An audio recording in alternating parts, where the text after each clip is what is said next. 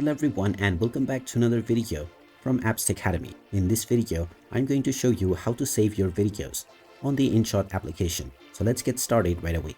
First of all, open up the Inshot app on your device.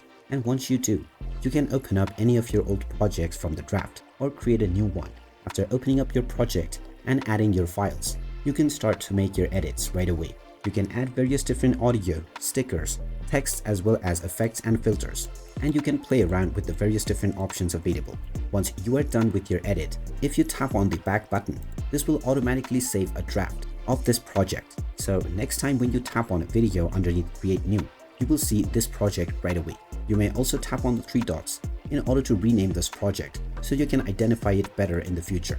Now if you wish to export your video, then you can simply tap on the export button at the top right corner and then choose your resolution, your frame rate as well as your format. Finally tap on the export button and this will now begin the export of your video right away. And there you have it. That is how you can save your videos or your edits within the Inshot application. If you find this video helpful, make sure you hit that like button and subscribe to our channel if you haven't done so already. Also ring that notification bell to never miss another update from us. Thank you for watching and I will see you again in the next video.